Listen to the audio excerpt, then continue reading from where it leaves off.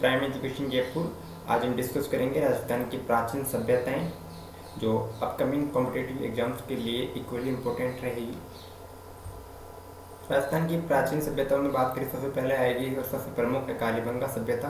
देखिए, प्राचीन द्रस्वती और सरस्वती नदी घाटी जो वर्तमान में घग्गर नदी का क्षेत्र है में हड़प्पा संस्कृति से भी प्राचीन कालीबंगा की सभ्यता विकसित हुई। प्राचीन जो द्रस्वती नदी थी और सरस्वती नदी घाटी जो वर्तमान में घग्गर नदी का जो क्षेत्र है, वहाँ उस क्षेत्र में प्राचीन में सरस्वती नदी घाटी थी और प्राचीन द्रस्वती नदी बहती थी। तो उस क्षेत्र में हड़प्पा से भी प्राचीन हड़प्पा से भी पुरानी कालीबंगा की जो है सभ्यता विकसित हुई, डेवलप हुई। राजस्थान में हनुमानगढ़ जिले में स्थित ये सभ्यता कालीबंगा जो है राजस्थान के हनुमानगढ़ जिले में स्थित है। आज से 6000 वर्ष से भी अधिक पुरानी मानी जाती है, प्राचीन मानी जाती है। इस स्थल का जो है कालीबंगा नाम यहाँ से खुदाई के दौरान प्राप्त काली चूड़ियों के कारण पड़ा है, क्योंकि पंजाबी भाषा में बंगा का अर्थ होता है चूड़ी। देखिए, कालीबंगा का नाम कालीबंगा क्यों पड़ा, क्योंकि यहाँ से जो है खुदाई के दौरान काली चूड़ियाँ मिली है और काले जो है पंजाबी भाषा में बंगा का अर्थ होता है चूड़ी। और हनुमानगढ़ जो जिला है पंजाब के टच में है, तो इसीलिए जो है ये कालीबंगा काली चूड़ियों के लिए यहाँ पे कालीबंगा इस सभ्यता का नाम रखा गया है। नेक्स्ट है सर्वप्रथम जो है 1952 में 1952 में अमलानंद घोष ने इसकी खोज की। सबसे पहले अमलानंद घोष ने कालीबंगा सभ्यता की खोज कब की? 1952 में। और तत्पश्चात उसके बाद क्या हुआ? 1961-62 में बीबी लाल और बीके थापर, दो व्यक्ति हैं, ब्रजवासी लाल और बीके थापर। 1961-62 में क्या किया इन्होंने? बीके थापर और जो है बीबी लाल जो है इन्होंने उत्खनन कार्य करवाया, खुदाई करवाई यहाँ पे। कब? 1961-62 में। और अमलानंद घोष जी ने 1952 में यहाँ पे ये जो है इसका सर्वप्रथम इस सभ्यता की खोज की थी। और 1961-62 में जो है बीके थापर और बीबी लाल ने यहाँ पर जो है उत्खनन कार्य करवाया, खुदाई करवाई। देखिए, उत्खनन में इस सभ्यता के 5 स्तर सामने आए हैं। खुदाई के दौरान इस सभ्यता के 5 स्तर मिले हैं। प्रथम दो स्तर तो हड़प्पा से भी प्राचीन है, हड़प्पा सभ्यता से भी पुरानी है। जो प्रथम जो 2 स्तर हैं, वही तीसरे, चौथे और 5वें स्तर की सामग्री हड़प्पा की सामग्री के समान और समकालीन है।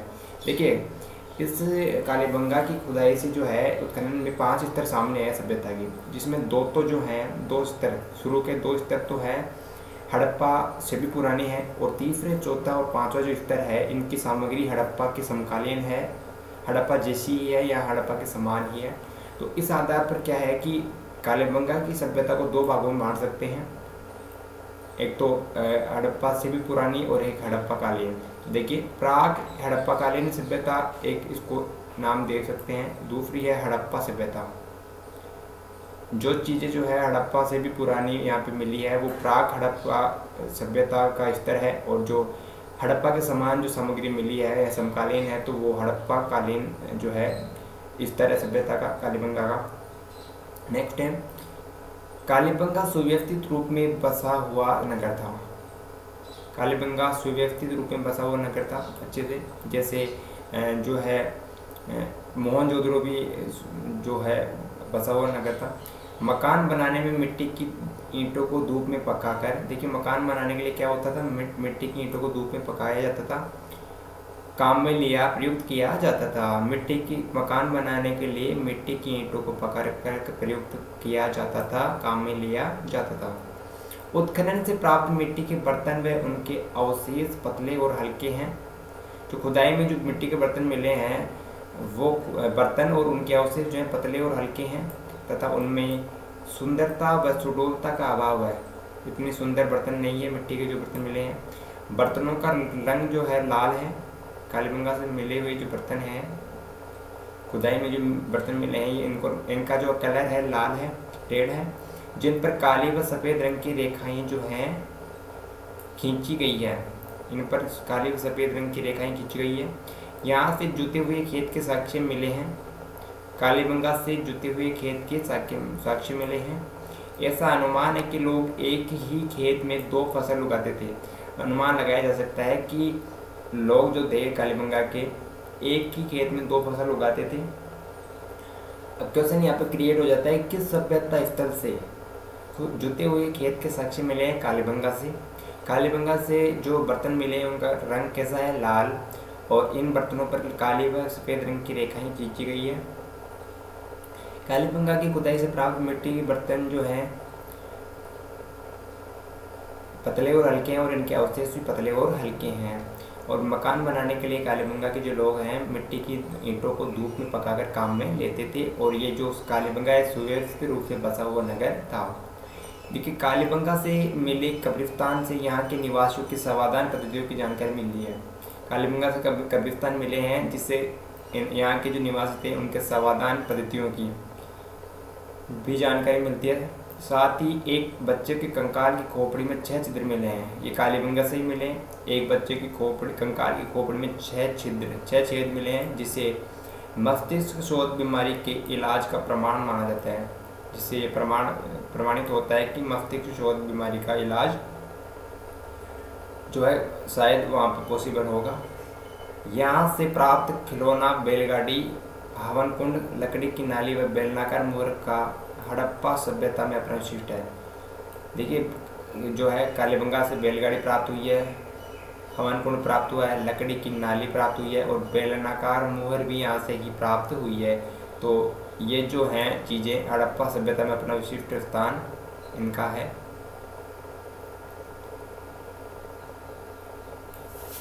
तो इम्पोर्टेंट बातें हैं कि 5 कालीबंगा के 5 स्तर प्राप्त हुए हैं, और इनको 2 भागों में बांट सकते हैं। एक तो हड़प्पा से पहले का, एक हड़प्पा का प्राक हड़प्पा सभ्यता और हड़प्पा सभ्यता। आगे हम नेक्स्ट मूव ऑन करेंगे।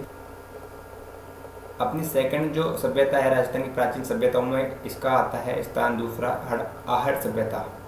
सबसे महत्वपूर्ण जो सभ्यता है कालीबंगा है, इसके बाद आहट सभ्यता। देखिए, उदयपुर शहर के पास बहने वाली आहड़ या आयड़ नदी के तट पर बसे आहड़ के उत्खनन के फलस्वरूप 4000 वर्ष पुरानी पाषाण धातु युगीन सभ्यता के अवशेष सामने आए हैं।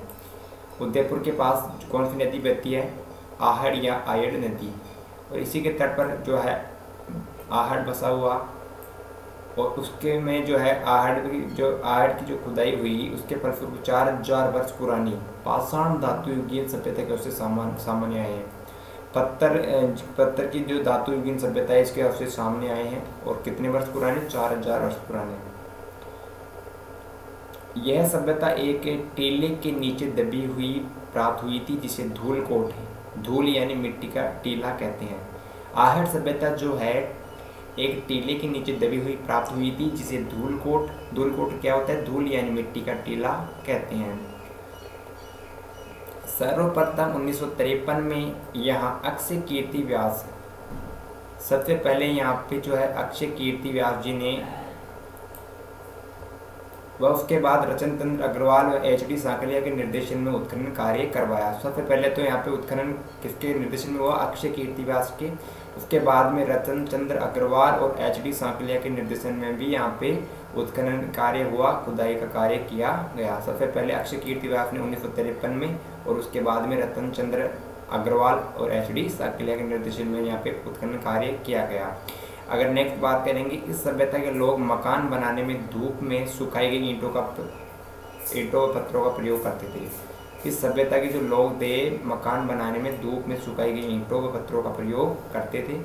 आहड़ के लोग अपने मृतकों को गहनों व आभूषणों के साथ दफनाते थे। देखिए, इंपॉर्टेंट बात है, आहड़ सभ्यता के लोग जो थे मृतकों को गहनों व आभूषणों के साथ दफनाते थे। क्वेश्चन यहाँ पे क्रिएट हो जाता है, किस सभ्यता के लोग जो थे, किस सभ्यता स्थल के लोग जो थे अपने मृतकों को गहनों व आभूषणों के साथ दफनाते थे? आहड़ सभ्यता के लोग, जो इनकी मृत्यु के बाद भी जीवन की अवधारणा का समर्थक होने का प्रमाण है।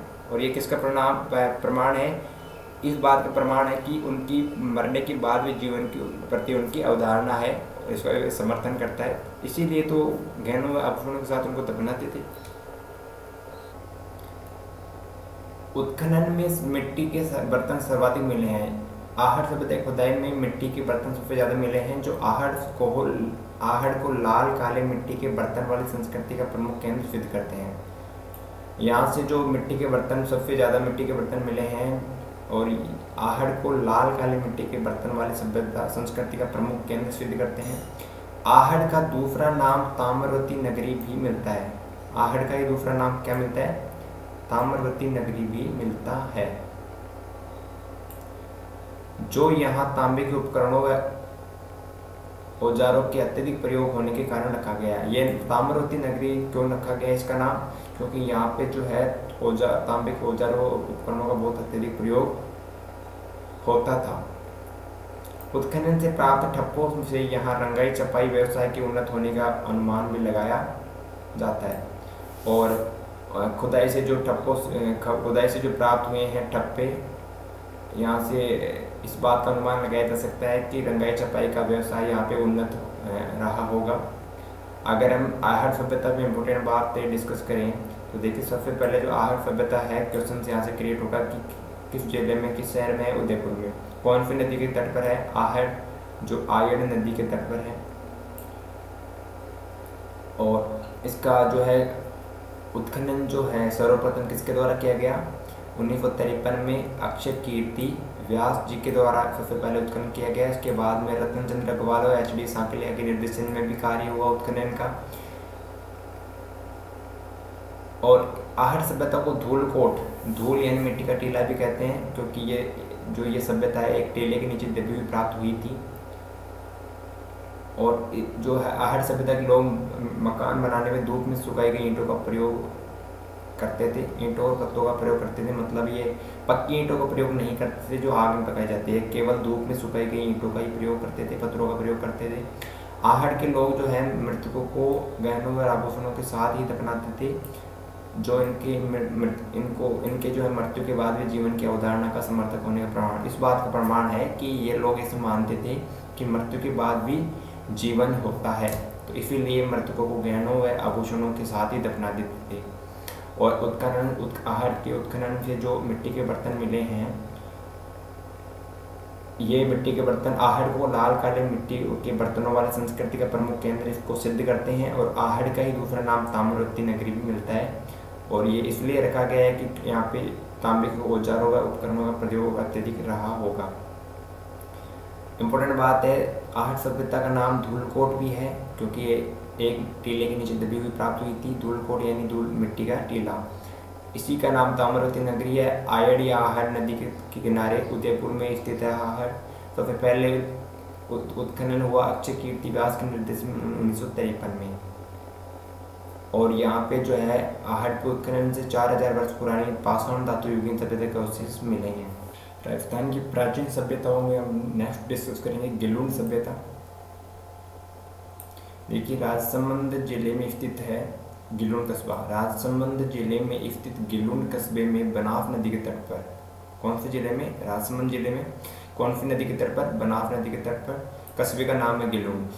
2 टीलों के उत्खनन के फलस्वरूप आहड़ संस्कृति से जुड़ी ये सभ्यता प्रकाश में आई। ये सभ्यता आहड़ संस्कृति से जुड़ी हुई है। और बनास नदी के तट पर राजसमंद जिले के गिलुन कस्बे में 2 टीलों की खुदाई के बाद ये प्रकाश में आई, जिसे बनास संस्कृति के नाम से भी पुकारा जाता है। क्वेश्चन इस तरह से आएगा, राजस्थान की किस प्राचीन सभ्यता को बनास संस्कृति के नाम से भी पुकारा जाता है? तो आंसर होगा आपका गिलुन सभ्यता, जो बनास नदी के तट पर 2 टीलों की खुदाई के बाद प्रकाश में आई। और राजसमंद जिले के गिलुन कस्बे में ये आहड़ संस्कृति से जुड़ी हुई सभ्यता है। 1957-58 में बीबी लाल के निर्देशन में यहाँ उत्खनन कार्य हुआ। बीबी लाल, ब्रजवासी लाल इनका पूरा नाम है। इनके निर्देशन में 1957-58 में जो ये उत्खनन का कार्य किया गया।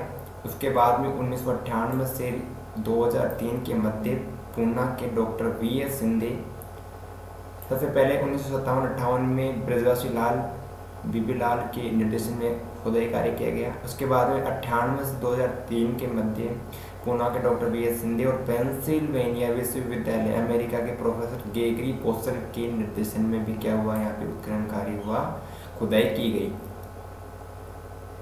लेकिन सबसे पहले जो है सर्वप्रथम 1957-58 में ब्रजवासी लाल के निर्देशन में कार्य किया गया था उत्खनन का।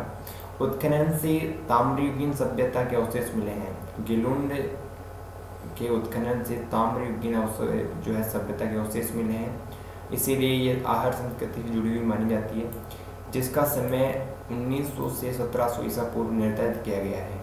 जो ताम्रयुगीन सभ्यता के अवशेष मिले हैं गिलुंड सभ्यता से, इसका समय 1900 से 1700 ईसा पूर्व निर्धारित किया गया है। नेक्स्ट है, गिलुंड से 5 प्रकार के मिट्टी के बर्तन मिले हैं।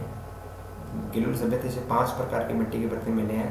सादे, काले, पॉलिशदार, भूरे, लाल और काले। तो ये पांच प्रकार के मिट्टी के बर्तन जो हैं मिले हैं। कौन कौन से? सादे, काले, पॉलिशदार, भूरे।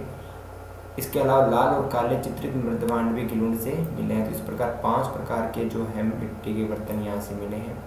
उत्खनन में मिट्टी के खिलौने, पत्थर की गोलियां, हाथी दांत की चूड़ियों के अवशेष मिले हैं। यहाँ पे देखिए मिट्टी के खिलौने मिले हैं, पत्थर की गोलियां मिली है, हाथी दांत की चूड़ियों के भी अवशेष यहाँ से मिले हैं। आहड़ में पक्की ईंटों, आग में पकाई हुई ईंटों का प्रयोग नहीं हुआ है, जबकि गिलुंड में इनका प्रचुर प्रयोग होता था। देखिए इनमें क्या डिफरेंस है। आहड़ में जो है आग में पकाई हुई ईंटों का प्रयोग नहीं हुआ है, जबकि गिलुंड में पक्की ईंटों का या आग में पकी हुई ईंटों का बहुत ज़्यादा प्रयोग होता था। गिलुंड सभ्यता के अंतर्गत हम अगर जो है इम्पोर्टेंट फैक्ट देखें तो देखिए, गिलुंड सभ्यता के बारे में इम्पोर्टेंट फैक्ट देखें तो देखिए, राजसमंद जिले में स्थित है गिलुंड सभ्यता। राजसमंद जिले में गिलुंड कस्बे में स्थित है और बनास नदी के तट पर स्थित है और ये आहट संस्कृति से जुड़ी हुई है। और बनास जो है राजसमंद के गिलुंड कस्बे में बनास नदी के तट पर 2 टीलों की खुदाई के फलस्वरूप ये जो सामने आई एक जो है गिलुंड सभ्यता और आहट संस्कृति से जुड़ी हुई है। सबसे पहले 57-58 में बीबी लाल के निर्देशन में उत्खनन किया गया। उसके बाद में 1958 से 2003 के बीच पूना के डॉक्टर V.S. सिंधे और पेंसिल्वेनिया विश्वविद्यालय जो अमेरिका में है के प्रोफेसर ग्रेगरी पोसल के निर्देशन में भी यहाँ कार्य उत्खनन का किया गया। उत्खनन से ताम्रयुगीन सभ्यता के अवशेष मिले हैं, जिनका समय 1900 से 1700 ईसा पूर्व निर्धारित किया गया है। इम्पोर्टेंट बात है कि गिलुंड से 5 प्रकार के मिट्टी के बर्तन मिले हैं, जिनमें सादे, काले, पॉलिशदार, भूरे, इसके अलावा लाल और काले चित्रित मृदभांड मतलब चित्रित मिट्टी के बर्तन भी यहाँ से मिले हैं। खुदाई में मिट्टी के खिलौने मिले हैं, पत्थर की गोलियां मिली है, हाथी दांत की चूड़ियों के अवशेष भी यहाँ से प्राप्त हुए हैं। इनमें आहड़ और गिलुंड में बहुत बड़ा फर्क जो है, आहड़ में पक्की ईंटों का प्रयोग होता था जो आग में पकी हुई ईंटें होती थी, लेकिन आहड़ में पक्की ईंटों का प्रयोग नहीं होता था जो आग में पकी हुई ईंटें, इनका प्रयोग नहीं हुआ है आहड़ संस्कृति में। जबकि गिलुंड में जो है पक्की ईंटें मतलब आग में पकी हुई ईंटों का प्रयोग प्रचुर मात्रा में होता था। नेक्स्ट हम मूव ऑन करेंगे। इसके बाद हम डिस्कस करेंगे बागोर सभ्यता को। बागोर सभ्यता देखिए, भीलवाड़ा जिले में स्थित बागोर में कोठारी नदी के तट पर, बागोर सभ्यता कौन सी नदी के तट पर है? कोठारी नदी के तट पर, और भीलवाड़ा जिले में है बागोर में। Doctor V.N. मिश्र के निर्देशन में 1967 से 70 तक उत्खनन कार्य किया गया। यहाँ पे उत्खनन कार्य किन के निर्देशन में पूरा हुआ? V.N. मिश्र के निर्देशन में 1967 से 1970 ईस्वी तक। बागोर सभ्यता भीलवाड़ा में है, कोठारी नदी के तट पर है। उत्खनन के दौरान यहाँ प्रागैतिहासिक काल की सभ्यता के अवशेष प्राप्त हुए हैं। इतिहास से भी पुराने काल के जो है अवशेष प्राप्त हुए हैं, जो 4 से 5000 ईसा पूर्व के माने जाते हैं, जो 4 से 5000 ईसा पूर्व के माने जाते हैं। यहाँ से बड़ी संख्या में लघु पाषाण उपकरण मिले हैं, जो इस सभ्यता के निवासियों के आकर्षक होने का प्रमाण है। देखिए, बागोर सभ्यता स्थल से जो है बड़ी संख्या में लघु छोटे छोटे पाषाण पत्थर के उपकरण मिले हैं, जो इस बात को प्रमाणित करते हैं कि इस सभ्यता के जो निवासी थे शिकार करते थे, आकर्षक थे। और जो प्रागैतिहासिक सभ्यता के अवशेष यहाँ से मिले हैं वो 4 से 5000 ईसा पूर्व के माने जाते हैं। इसके अलावा बात करें कि बागोर से तांबे के उपकरण प्राप्त हुए हैं जिनमें छेद वाली सुई सबसे इम्पोर्टेंट है। बागोर से जो तांबे के उपकरण प्राप्त हुए हैं इनमें छेद वाली सुई सबसे इम्पोर्टेंट है, सबसे महत्वपूर्ण है। यहाँ से कृषि व पशुपालन के प्राचीनतम साक्ष्य प्राप्त हुए हैं। यहाँ से कहाँ से? बागोर सभ्यता से कृषि व पशुपालन के प्राचीनतम साक्ष्य प्राप्त हुए हैं। बागोर मध्य पाषाणकालीन सभ्यता का स्तर और लघु पाषाण उपकरण का प्रमुख केंद्र था। बागोर जो था ये मध्य पाषाणकालीन सभ्यता का स्थल था और लघु पाषाण उपकरण का भी प्रमुख केंद्र था। तो इसमें 2-4 बातें बहुत ज़्यादा इंपॉर्टेंट है। उत्खनन कार्य किनके निर्देशन हुआ? डॉक्टर वीएन मिश्र। कब हुआ? 1967 से 70। कहाँ पर स्थित है बागोर सभ्यता? भीलवाड़ा जिले के बागोर में कोठारी नदी के तट पर। उत्खनन में किस काल के अवशेष मिले हैं? प्रागैतिहासिक काल के, जो 4 से 5000 ईसा पूर्व के माने जाते हैं। और किस ये बात कौन से उपकरण प्रमाणित करते हैं कि यहाँ के जो निवासी थे बागोर के शिकार करते थे, आर्किटेक्ट थे, तो यहाँ से बहुत बड़ी संख्या में लघु पाषाण छोटे छोटे पत्थर के उपकरण मिले हैं। इनसे पता चलता है कि यहाँ के निवासी शिकार करते थे। बागोर से तांबे के उपकरण जो प्राप्त हुए इनमें सबसे इम्पोर्टेंट है छेद वाली सुई। और बागोर से ही कृषि व पशुपालन के बहुत प्राचीनतम साक्ष्य प्राप्त हुए हैं।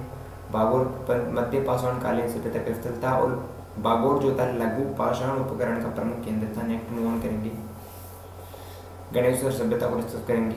देखिए, गणेश्वर नीम का थाना सिक्कर। गणेश्वर कहाँ है? नीम का थाना सिक्कर जिले के नीम का थाना तहसील। कांतली नदी के उद्गम पर स्थित ताम्रयुगीन संस्कृति का प्रमुख केंद्र है। कौन सी नदी के तट पर? कांतली नदी के तट पर। रतन चंद्र अग्रवाल के निर्देशन में हुए उत्खनन से यहाँ 2800 ईसा पूर्व की सभ्यता के अवशेष मिले हैं। गणेश्वर सभ्यता का उत्खनन किन के निर्देशन में हुआ? रतन चंद्र अग्रवाल के निर्देशन में। इससे पहले हमने डिस्कस किया कि बागोर सभ्यता के जो है उत्खनन किन के निर्देशन में पूर्ण हुआ? वीएन मिश्र के निर्देशन में, जो 1967 से 70 तक उत्खनन किया गया। अब हम बात करें गणेश्वर सभ्यता का जो उत्खनन है ये रतन चंद्र अग्रवाल आर.सी. अग्रवाल के निर्देशन में पूरा हुआ और यहाँ से 2800 ईसा पूर्व की सभ्यता के अवशेष मिले हैं। गणेश्वर से अत्यधिक मात्रा में तांबे का आयुध उपकरण मिले हैं। गणेश्वर सभ्यता स्थल से बहुत ज़्यादा मात्रा में तांबे के उपकरण हथियार मिले हैं जो इसे ताम्रयुगीन सभ्यताओं में प्राचीनतम सिद्ध करती है। ये उपकरण ये सिद्ध करते हैं कि गणेश्वर सभ्यता ताम्रयुगीन सभ्यता में सबसे प्राचीन थी। यहाँ से प्राप्त तांबे के उपकरणों व पात्रों में 99% तांबा है जो इस क्षेत्र में तांबे की प्रचुर प्राप्ति का प्रमाण है। यहाँ से जो उपकरण मिले हैं ये प्रमाणित करते हैं कि यहाँ से जो उपकरण व हथियार मिले हैं इनमें 99% कितना परसेंट? 99% जो है तांबा मिला है और जो इस क्षेत्र में तांबे की प्रचुर प्राप्ति का प्रमाण है, जो ये प्रमाणित करता है कि इस क्षेत्र में तांबे की प्रचुरता है। यहाँ से जो मिट्टी के बर्तन प्राप्त हुए हैं उन्हें कृष्ण वर्णी मृदपान कहते हैं। गणेश्वर सभ्यता में जो मिट्टी के बर्तन प्राप्त हुए हैं उन्हें कृष्ण वर्णी जो है मृदपान कहते हैं। अजीब सा नाम है। यह बर्तन काले और नीले रंग में सजाए हुए हैं। यहाँ से जो बर्तन मिले हैं काले और नीले रंग में सजाए हुए हैं। गणेश्वर भारत की ताम्र सभ्यताओं की जननी माना जाता है। गणेश्वर भारत में जो है भारत की ताम्र युगीन या ताम्र सभ्यताओं की जननी माना जाता है। यहाँ से तांबा व हड़प्पा व मोहनजोदड़ो को भी भेजा जाता था। गणेश्वर से ही तांबा जो है मोहनजोदड़ो व हड़प्पा भी भेजा जाता था। इनमें इम्पोर्टेंट बात जो है डिस्कस करें तो गणेश्वर सभ्यता सिक्कर जिले की नीम का थाना तहसील में गणेश्वर जो है कांतली नदी के उद्गम पर स्थित है और ताम्रयुगीन संस्कृति है। उत्खनन हुआ रतन चंद्र अग्रवाल के निर्देशन में। अवशेष मिले 2800 ईसा पूर्व सभ्यता के। सबसे ज़्यादा मात्रा में तांबे के हथियार उपकरण मिले हैं और ये हथियार उपकरण इसको ताम्रयुगीन सभ्यता में प्राचीनतम सिद्ध करते हैं। और यहाँ पे जो भी उपकरण और पात्र मिले हैं इनमें 99% तांबा है और इस क्षेत्र में इससे प्रमाण है कि इस क्षेत्र में तांबे की प्रचुरता रही होगी। यहाँ पे जो मिट्टी के बर्तन प्राप्त हुए हैं इन्हें क्या कहा जाता है? कृपश वर्णी मध्यभांड, और ये जो बर्तन है काले और नीले रंग से सजे हुए हैं। गणेश्वर भारत की ताम्री सभ्यताओं की जननी माना जाता है और यहाँ से तांबा, हड़प्पा और मोहनजोदड़ो भी बेचा जाता था। नेक्स्ट हम मूव ऑन करेंगे अन्य महत्वपूर्ण सभ्यताएं। देखिए अन्य महत्वपूर्ण सभ्यता में कौन कौन सी सभ्यताएं हैं। बीनमाल जालोर की सभ्यता भी महत्वपूर्ण सभ्यता है। बीनमाल कहाँ की सभ्यता है? जालोर की, जिसका उत्खनन आर.सी. अग्रवाल ने करवाया। देखिए अभी हमने डिस्कस किया गणेश्वर सभ्यता का उत्खनन भी आर.सी. रतनचंद्र अग्रवाल के निर्देशन में हुआ, और भीनमाल जालोर की जो सभ्यता स्थल है इसका उत्खनन भी आर.सी. अग्रवाल, रतनचंद्र अग्रवाल ने ही करवाया था। यहाँ से एक रोमन एम्फोरा सुरा पात्र व एक यूनानी सुराही मिली है जो इसके विदेशी व्यापार का केंद्र होने की पुष्टि करता है। जालोर के भीनमाल सभ्यता स्थल से एक रोमन एम्फोरा जो सुरा पात्र जिसको कहते हैं और एक यूनानी सुराही मिली है, जिससे ये प्रमाणित होता है कि ये जो है विदेशी व्यापार का केंद्र रहा होगा। भीनमाल का प्राचीन नाम श्रीमाल था। भीनमाल का प्राचीन नाम क्या था? श्रीमाल। देखिए इसी प्रकार ईसवाल उदयपुर से प्राप्त ऐतिहासिक कालीन सभ्यता के प्रमाण मिले हैं। उदयपुर का जो ईसवाल सभ्यता स्थल है यहाँ से प्राक ऐतिहासिक कालीन सभ्यता के प्रमाण भी मिले हैं। यहाँ से समृद्ध लौह उद्योग के साक्ष्य प्राप्त हुए हैं। कहाँ से? ईसवाल से, जो उदयपुर का सभ्यता स्थल है।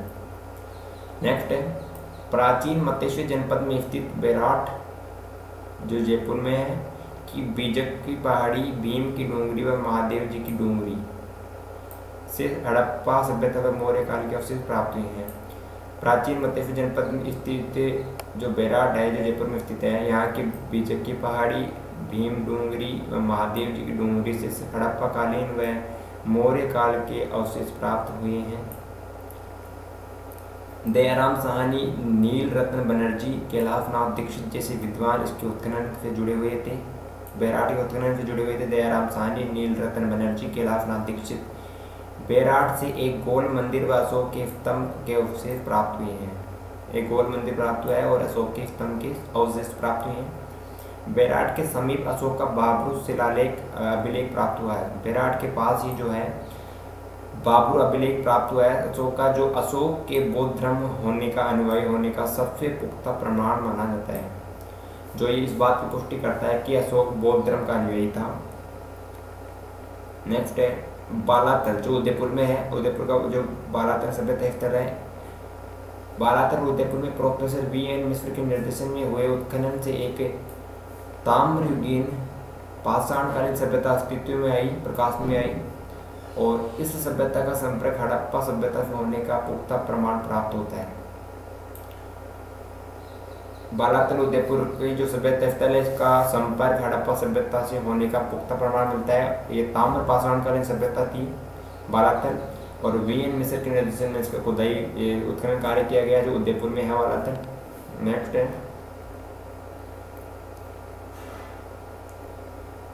नेक्स्ट बात करेंगे इन महत्वपूर्ण सभ्यताओं के अतिरिक्त हमें रंग महल जो हनुमानगढ़ में है, ओजियाना जो भीलवाड़ा में है, नगरी जो चित्तौड़ में है,